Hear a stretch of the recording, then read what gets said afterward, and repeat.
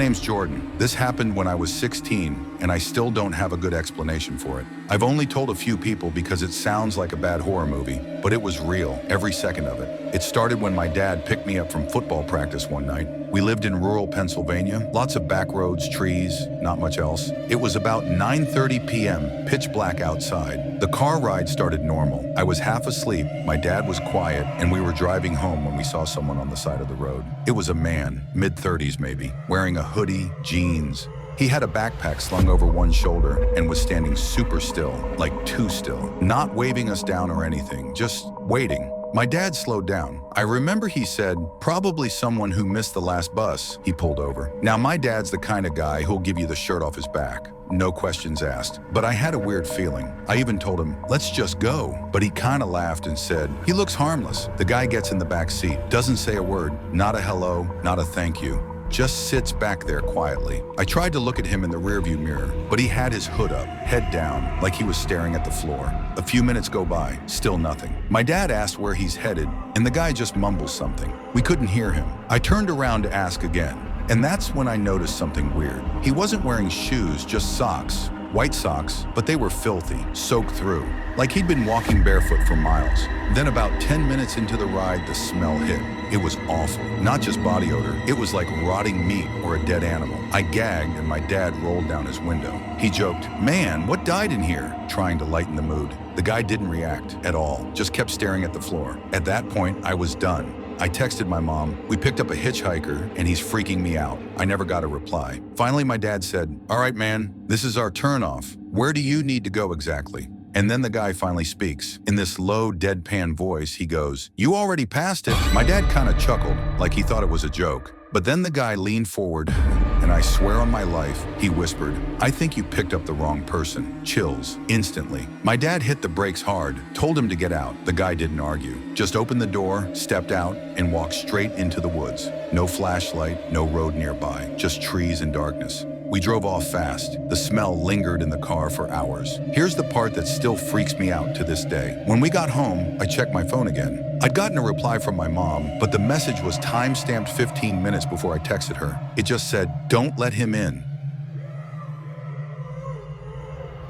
I used to work overnight shifts at a gas station in a small town in Indiana. Boring job, mostly quiet, lots of coffee. During that time, I lived in a 2-bedroom apartment with my sister, Mia, and her baby girl, Ivy, who was around 10 months old. Since I was home during the day, I'd usually watch Ivy while Mia was at work. Easy enough. Ivy was a calm baby, slept a lot. Mia had this baby monitor she kept on all the time. One of those older audio-only ones that looked like a little walkie-talkie with a speaker. One afternoon, I was half asleep on the couch with the monitor on the coffee table when I heard something. A voice, not Ivy crying, not baby sounds, a voice, whispering. At first I thought maybe it was picking up a neighbor's monitor or some weird frequency overlap. Cheap monitors sometimes do that, but then I listened closer. The voice was saying Ivy's name, over and over in this soft sing-song tone. Ivy, Ivy, Ivy! I froze. Ivy wasn't even awake. I could see the hallway from where I was sitting.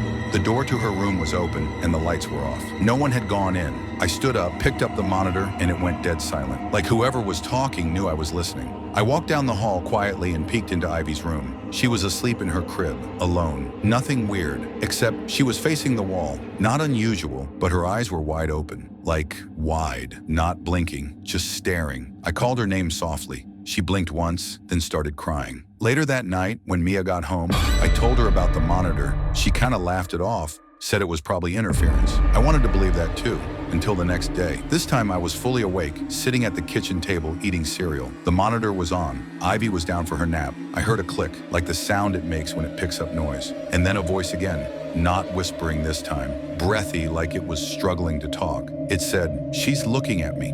I dropped the spoon, ran into Ivy's room. She was sitting up, staring at the corner of the room. Not the door, not me, the corner, eyes wide, completely still.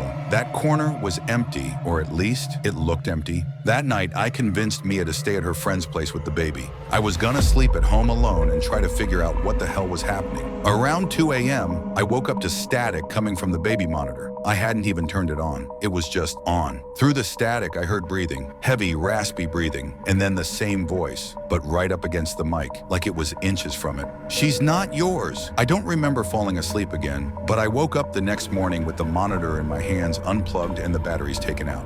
I moved out a week later. Mia still lives there, but she never heard the voice again. Ivy's 3 now. Sweet kid, but she has this weird habit of staring into corners when she thinks no one's looking. One time I asked her, "What you looking at?" She smiled and said, "My other daddy."